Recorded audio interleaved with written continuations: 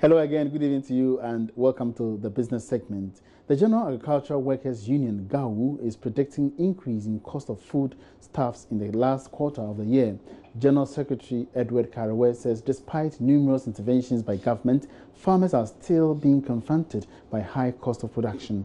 The effect of this trend, he reveals, will see cost of food soar, especially in Accra. There's more in this report.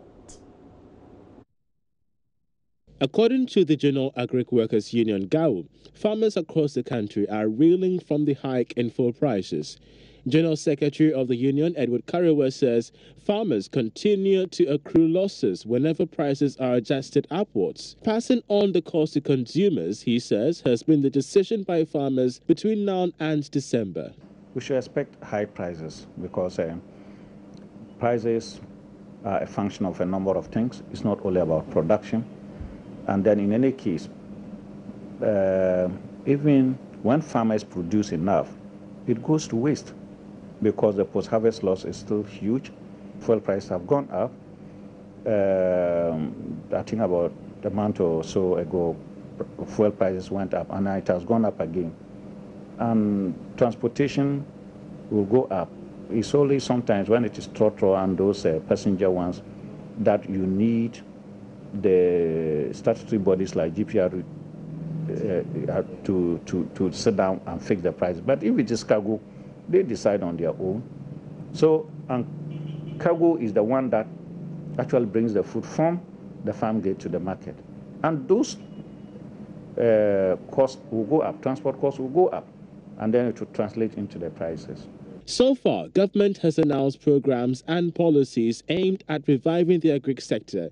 The Planting for Food and Jobs, for instance, is believed to have created about 750,000 jobs so far. But these policies, including the One Village, One Dam, according to Edward Karewe, has not addressed the case of food security in the country. When you talk about food security, you are talking about a number of things put together. One, you are talking about availability of the food itself. You are talking about accessibility, whether people can buy and can have the food together. Then you are talking about the quality of the food that is there. Now, these things put together, you can now be talking about food security. So when you talk about availability, anytime there's food available, anytime you can access that food, and then anytime you can get the quality that you want. Now, if you move to our communities, will you be able to find food all the time? If that is yes, is it something that people can be able to access all the time? And then the quality of the food. Now, if you look at the situation in Ghana, where there's high unemployment rate, that alone suggests that people who are not necessarily into farming will find it very difficult to access the food because they don't have incomes to buy the food. If they even buy the food, they may not buy the quality food, and that now compromises on food security. Agriculture was the second contributor to GDP in 2017. This can be seen in the rebased GDP, which indicates the services sector grew by 3.3%, industry leading with 15.7%, and agriculture being the second with 6.1%. Now, Tullow Oil says it expects significant increase in crude oil production before the end of this year. This will influence drilling of more oil wells in the Trinidad, Anyira and Ntome oil field, also known as the 10 field. The development should push Tullow's end-of-year daily production of 180,000 barrels of oil per day. Managing Director of the Tullow Oil, Kweku Awotwe, spoke with Joy Business after the firm took its turn at the Ghana Stock Exchange Facts Behind the Figures session in Accra. So think of the capacity of these FPSOs. Jubilee was rated at 120. 10 is rated at 80. And like most machines, think of it as a big machine, you rarely go above capacity. And if anything, you never hit 100%, for all kinds of reasons. Think about the power sector, the plants that are rated. So, whatever we do, Jubilee will probably run at 110,000 barrels a day at a maximum.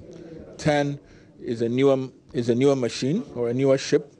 and that will probably, we think we can hit 80,000. So put those two together, 180,000 is 180, 190 is a sort of an ideal target. Now, maybe 1 week or 2 weeks we can hit 200,000, but on an average basis, we think 180 is a stretch target and it's achievable. Now, to your real part of the question, the key is to keep it at 180 for as long as possible. So I've explained that it's not going to be easy to go above it on an annualized basis, but the key is to really keep production flat for as long as possible, because what that means is that when you produce and you deplete, you replace. When you produce, you replace. You think the PSO might be looking at the way production is going, if things are going to pick up, and there's talk about more areas to explore? I think a third FPSO will be required if we are successful in the bidding round in some of the blocks that are further away from the FPSO. But we will need one if it's in our current area. But we would need one if, let's say, we get a block that is quite far away. Now, barring any last-minute changes, the Finance Minister, Ken Ofori-Atta, is likely to present the 2019 budget to Parliament on November 15. This is what Joy Business has picked up from the Finance Ministry. But what will be the main focus of this budget as Mr. Ofori-Atta prepares to present his first post-IMF program budget? George Rafi has more. Sources say the November 15 date is still subject to Parliament's approval. The Finance Ministry is currently engaging various interest groups and business associations in terms of seeking their inputs on the proposed revenue and some policy measures. The Finance Minister, Ken Ofori-Atta, would also be using the budget to give fine details on how he plans to raise the $50 billion century bond and the areas he would be advancing the funds to, as well as the project. We understand the 2019 budget will be heavy on programs aimed at supporting government industrialization agenda, as well as those infrastructure projects outlined in the 2018 budget. It would also look at programs that would help improve the business environment. The 2019 budget may not be tied to those strict IMF targets and conditionalities.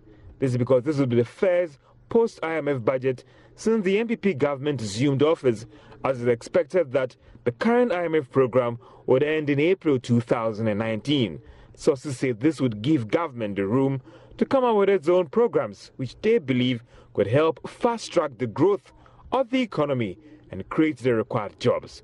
We also understand one area that has already stimulated a lot of debate is the proposed review of government's revenue measures, which may impact on its tax policy for next year. Sources say the Finance Minister is likely to propose about 61 billion Ghana cedis as the revenue target for next year, representing about 10 billion cedis jump from what was proposed in the 2018 budget. On the expenditure side, the 2019 budget could propose 71 billion Ghana cedis as the spending target for next year. Now, 40 youth have received training in various aspects of business and entrepreneurship under the Youth Employability and Entrepreneurship Program in the Ashanti region. The 6-month program, organized by the Business Incubating Hub, No Business as Usual, NBU, is meant to empower the youth within Asokore-Mampong Municipal Assembly, as well as helping to address the high unemployment rate, especially in communities under the municipality. Prince Apia reports. The program saw 40 young men and women go through a 6-month training in employability and entrepreneurship skills at the No Business as Usual hub. During the period, they were taken through 3 months of core life skills, focusing on sessions designed to build their confidence and self-esteem, while teaching them communication skills. Others had opportunity to be given employability training aimed at preparing them for jobs, while others received entrepreneurship training, which has helped them to launch their own businesses. Here are some of the beneficiaries. So I came hoping to get that fundraising to go and then grow my my business. But when I came, I realized it was more than money, but it wasn't physical cash. From the beginning, I thought it was a job vacancy that I have applied. So I wanted to establish my own business, but later I realized if I don't have the capital to start, but if I choose employability, if I get employed, I'll be able to raise my own capital to start my own business. It really benefits me. Before the project was Hub manager Samuel Abuaji is excited with the success rate of the project. Project was anticipating that out of the number that we took, about 70% were going to be successful graduates, but we are happy to announce that we're able to get 80% success rates, and that's really good because this is our first learning, so it means even with subsequent ones we are even going to do better. And Mr. Abuaji explains the project targets 500 young people in the municipality by end of 2021. The youth we had are those who've completed university, training colleges, polytechnics. We call them the Gamma group. We also have the Beta group. These are people who've completed either secondary, vocational, technical. And then we have the Alpha group. The Alpha group, JHS, or they were dropouts, or they have little to no education. So our program targets all these people.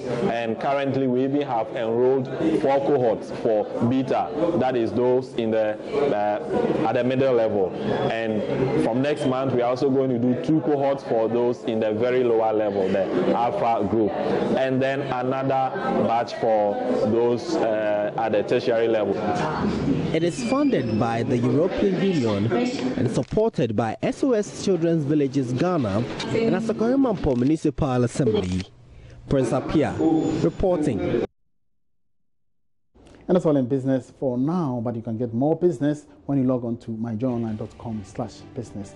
My name is Emmanuel Abuaji. We are feeding small business. Don't go away.